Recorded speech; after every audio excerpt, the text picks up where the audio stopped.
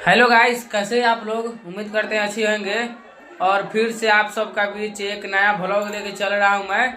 तो आप लोग वीडियो में बने रहिए क्योंकि आज मैं पटना जाने वाला हूं। जा रहा हूं पटना स्टेट शो कराने। तो हमारे साथ और भी लोग हैं।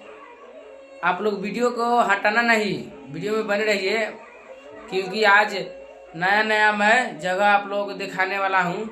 तो देखिए, मैं यही बाइक से चल रहा हूँ और आगारू चल के स्कॉर्पियो से हो जाऊंगा। तो आप लोग वीडियो में बने रहिए। देखिए, यही है पटना का बड़का पुल जो गंगा नदी बोला जाता है। आप लोग देखिए, अब पटना पहुंचने वाले हैं हम लोग। आप लोग वीडियो में बने रहिए।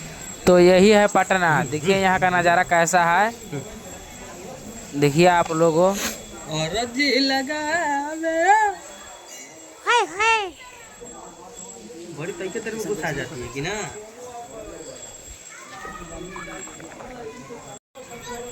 देखिए अब देख देख